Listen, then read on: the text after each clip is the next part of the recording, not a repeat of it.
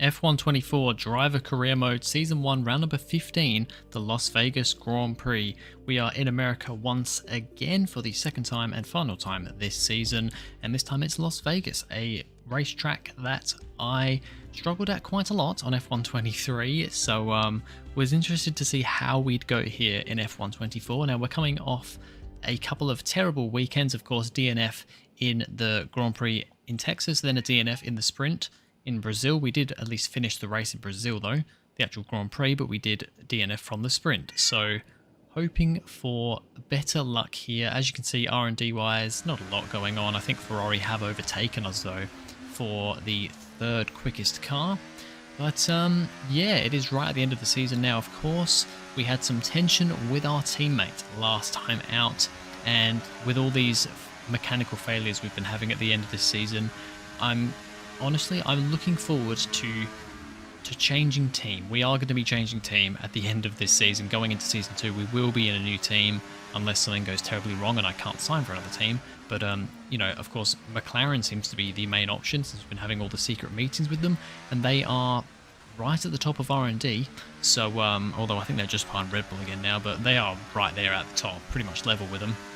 So that's definitely an option, but I think we should hopefully have a few options, but that's still a couple of rounds away as we finish Q1. Good time, pretty much bang on there with Fernando Alonso, so showing that we've got pretty good pace, and so far looking better here than we did in F123, so that's always a positive. Go into Q2, and yeah, I'll be honest, I didn't mind driving here. Like I said, in F123, I really struggled. I think we only raced here twice in the last game, and of course that was the first game that this track appeared in.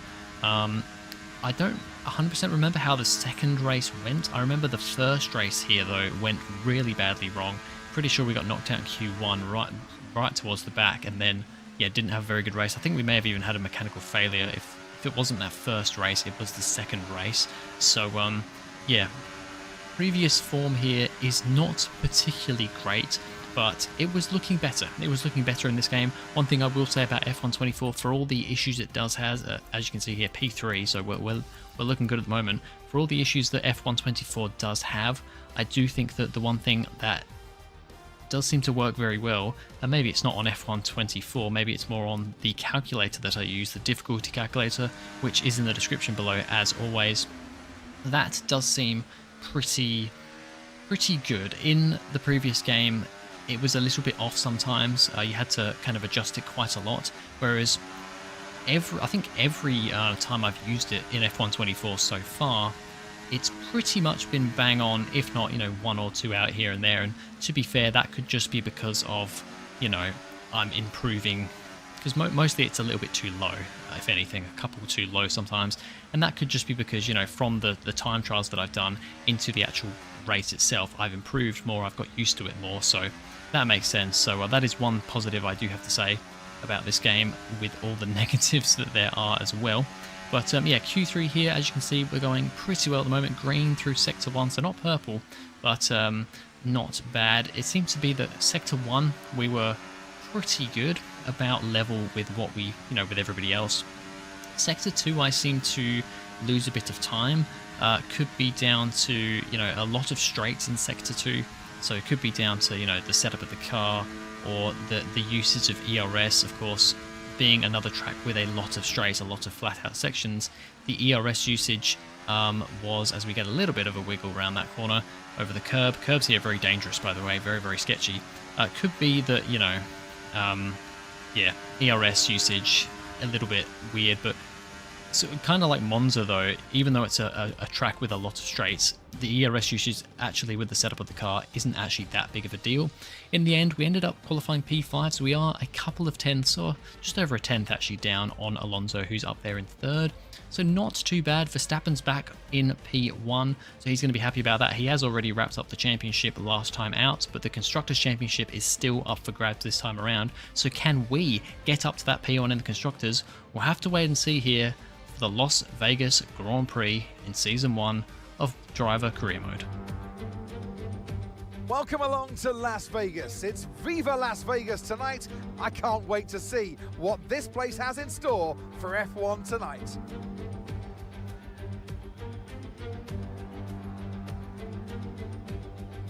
Well, tonight we go racing around the bright lights of Las Vegas, 3.8 miles under the Nevada night sky and thousands of neon lights. There are landmarks everywhere you look, punctuating the 17 corners and 2 DRS zones. Off the back of a fantastic qualifying session, it's time to see how our starting grid looks like for today's race. Max Verstappen put in a fantastic lap yesterday, and he'll start from pole position. And it's Fernando Alonso alongside. Considering the rest of the grid, we have Norris, Shaw, Leclerc, Hamilton, Perez, Russell, Gasly, Albon, Hulkenberg, Bottas, Ricciardo, Joe, Ocon, Magnussen, Sargent, Tsunoda, Oscar Piastri, and Carlos Sainz will start from the back of the grid. Now it's almost time for lights out, so let's go down to the track. So penalties for Sainz and Piastri there, which means we're actually starting in P4, so we are a position higher. We're right behind, directly behind our teammate as we get underway for this race. Alonso gets a very good start against Verstappen. He's already alongside into turn 1. We try having a look at Norris because we actually have a pretty good start too, but unfortunately cannot quite make a move on him at this stage. And now we're going to struggle a little bit around this right-hander, and are going to have to maybe defend a little bit from Charles Leclerc behind, who is under a little bit of threat by Lewis Hamilton as well, but we've managed to just about keep P4 for the time being. Alonso and Verstappen still side by side up ahead, having a great little battle there, although, you know, the whole thing with my teammate last time out was a bit frosty. I want him to do well, and I mean, we are potentially fighting for the Constructors' Championship here, so we need to outscore Red Bull to, you know, to keep that alive for us. We are, you know, second in the championship, although it is very close. We continue on. Alonso has actually now gotten past Verstappen and up into the lead of this race, so that is good. We're still hanging on to these guys. Like I said, some curbs, that curb there especially, very, very tricky. If you hit that curb, your car will get banged around, and I think because the setup for this track is very much high downforce, low to the ground, it means that the curbs hurt even more, so it is a little bit scary. Is it looking up ahead? Lando Norris actually having a little look at Max Verstappen up ahead. No DRS, of course, at the moment at this point in the race, but yeah, already people trying to make moves in the slipstream. As we still continue on, Leclerc is right behind us here. Verstappen's actually managed to get past Alonso there and back up into the lead as we start lap number 2. Norris going a little bit defensive, actually maybe attacking Alonso a little bit into turn 1, and they're now going to have a bit of a battle, but we will see more of that later. As Alonso eventually, lap number 3 comes around, DRS is now enabled, and down this long straight with the DRS, Alonso is going to breeze past Verstappen and get back up into the lead of this Las Vegas Grand Prix. So my teammate going for a win here. It's a little bit annoying that he's, you know, he's ahead of us in the championship now, but if we can secure, you know, the Drivers' Championship's already gone. If we can secure the Constructors' Championship, or even if we can just keep P2, that would be big for the team. As then Norris gets up to P2, because kind of what ends up happening here, and it's going to happen again here, I believe, the driver in first place, of course, doesn't have DRS. They then use a lot of ERS to try and stay ahead. Don't manage to stay ahead, so that means that Alonso drops to second, Norris now up to third, but it then means that they don't have enough ERS to keep the car behind. You can see Alonso's light flashing at the back there. That means that even with no DRS in that zone, Verstappen's able to get past Alonso and up into second, so a little bit of a kind of to and fro happening there throughout this race. Lap number 4, and we have another reliability issue. The reliability does not stop this season, this second half of the season. We have a broken DRS flap. I think our DRS is stuck closed. So better than stuck open, I guess, because it would be, I mean, on a track like this, maybe stuck open would actually be better, but it is a bit of an issue, that's for sure, as we're going to try now fight with Alonso, who's now dropped down to third, and we got a good run round turn 1. We're going to try and stay on the inside for, I guess, what this is turn 2, but there's a big snap around that corner, And unfortunately, Alonso was actually behind at the detection point, so he gets the DRS. And now we're under fire from Charles Leclerc, who's going to try and fire himself round the outside, but we're going to cut him off and stay ahead of him. So we managed to keep onto P4, but we were looking at potentially P3 at that point. The battle at the front here still continues. It's just kind of tit for tat. I say it a lot. Just, you know, tracks like this, DRS zones, it just kind of keeps swapping all the time. I can't show you every single one because it's pretty much happening every lap. But once again, there you go. Verstappen retakes the lead. Norris now doesn't have enough ERS to fight off Alonso, so Alonso gets up to second, and that's Norris down to third. And this would just keep happening, but this time we're really close to Norris as well. We're actually going to dive up the inside of Lando into turn 1, round this long left-hand corner into the long right-hander. We're going to try and keep it round the outside, slingshot ourselves around the corner. Another big old snap around that corner, which then gives us a bad run out of the corner. And with Lando Norris having DRS, he's going to fire himself back up the inside, and we're going to have to let him have that position. We cannot fight that. Yeah. Really struggling to make overtakes at the moment here, stuck in a bit of a DRS train. Leclerc, who managed to get ahead of us in all of that as well, he is now looking at a move on Norris, but in turn ends up getting susceptible to myself, who I'm going to dive up the inside of him into the final corner, get past Leclerc, and now that Norris is out of the DRS of Alonso and Verstappen up ahead who are fighting over the win, we're going to go for the same move we did earlier up the inside of turn 1, outside of turn 2. This time I'm going to try and keep the power a little bit more down, or not down I guess, to make sure we don't get a snap. We're going to defend pretty harshly to the inside, stick our car right in the middle of the road and go into this corner. He has a look up the inside, but unfortunately for him cannot do anything. We're going to get ourselves up into P3, and however though, although we managed to hang on around the long straight, we're now struggling for grip around the second and third, well, around turns 1 and 2. And with DRS, he's just going to fly past us, and once again, we can't really fight it. We try and brake reasonably late, but unfortunately we just can't brake late enough, and he will get back into third place. The battle for the final point, P10, is currently between Hülkenberg and Albon. So the Haas and the Williams. I believe Haas is currently last in the Constructors. Correct me if I'm wrong, we'll see at the end of the session, but I'm pretty sure they're in last position with only 2 points. So a point here for Hülkenberg would be big. Same goes for Albon though. He and Williams are in that kind of fight for, I guess, ultimately for P7 between Williams, Alpine and RB. Or is it P6? I guess that's actually the fight for P6. So at the moment, Albon actually managed to get ahead and up into that 10th position, so that will help him out massively if he can stay there. We once again down the main back straight sort of thing. Here managed to get past Lando once again, and we'll try and stay ahead of him, but starting to struggle on traction on these medium tyres that are wearing out quite badly now. And sure enough, Lando will get back past us again at that same point, but we're just going to try and stick behind him, see if we can do anything, into that next section. But unfortunately we can't, and we're actually going to come into the pits on lap 11 on, I believe, that same lap he just got past us. So we're into the pits for our stop onto hard compound tyres. It's the same one-stop strategy that seems to be the thing for pretty much every race in this game. It's one thing that I'm potentially looking at for Season 2, as well as doing some livery mods. I have also seen a mod that kind of makes it so that a 2-stop is a more viable option on a lot of tracks, so I'm going to maybe try that. Let me know what you guys think, or if you have any mods that you think will be good, because I would like to make 2 stops. Having more stops would definitely be more exciting than just a boring 1-stop.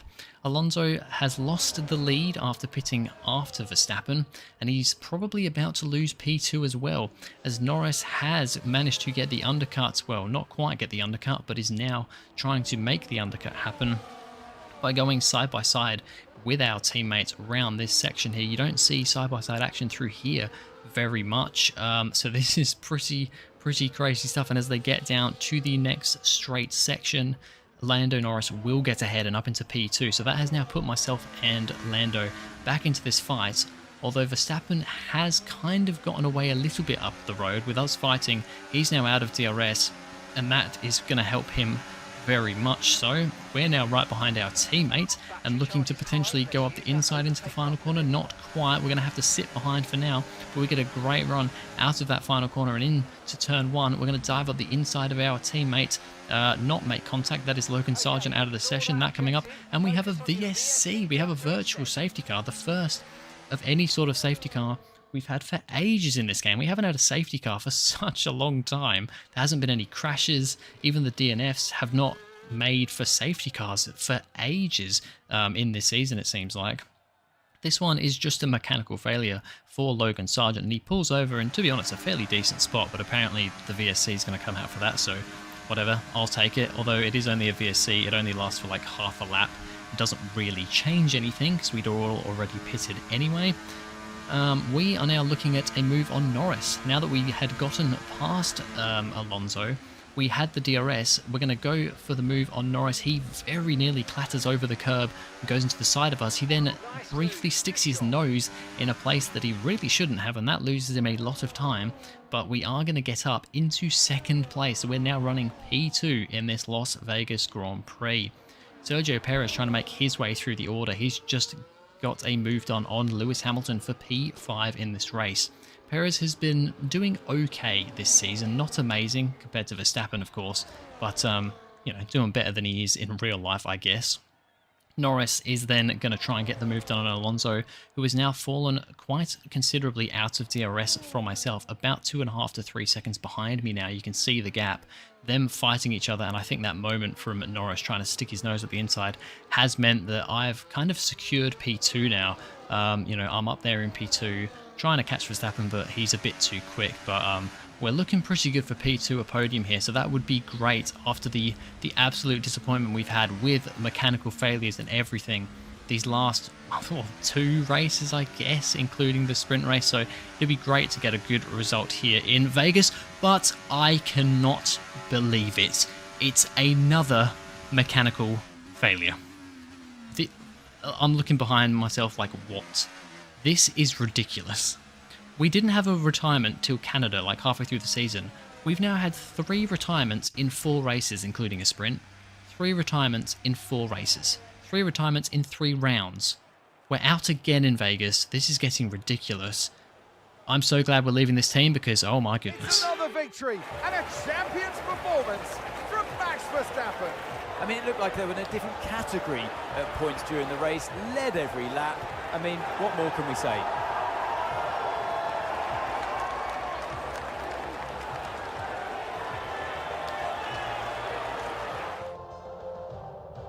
Here come today's winners. The team at Red Bull have done a phenomenal job recently, and it's clear to see that they've put in the work, and they should be so proud of the victory they've secured here. I cannot believe it. I cannot believe how many mechanical failures we've had in this second half of the season. We had the failure in... So we did the sprint race in the USA. We then had a failure in the Grand Prix. We had a failure in the next race, which was the sprint race in Brazil. We thankfully made it through the Grand Prix in Brazil, but then just 1 round later here in Las Vegas, we have a retirement once again, another mechanical failure, 2 laps from the end of the race. And yeah, that has really, really soured things. I cannot believe it. We started the season so well and so promising. We have ended it in a terrible way. We've still got 1 more round to go, and my God, if we have a retirement in Qatar, I don't even know what I'm going to do, frankly. But anyway, looking at what's happening here, Verstappen wins that race. Lando Norris manages second in the end and does beat Fernando Alonso, who finishes in third. Like I said, Verstappen's already won the championship. He won it last time out in Brazil. Lando Norris is there in second. It's still a fight for second place, although we are now out of that fight. We are, what, 60? We're 36 points behind Norris, so I don't think it's possible for us to finish second now. It's kind of, realistically, it's between Lando and Fernando for P2 in the Drivers' Championship now, so we'll have to see how that goes. And in the Constructors, well, I'm pretty sure that's over as well, because, yeah, Red Bull 58 points clear of us, so it's going to be a battle for P2 in the Constructors' Championship as well, mainly with McLaren, or really only with McLaren, who are only 2 points behind Aston Martin, so it's going to be a battle for P2 in both championships next round. But anyway, that's going to be it for this video, guys. Thank you very much for watching. If you enjoyed, please go ahead, like and subscribe, and I'll see you guys in the next video.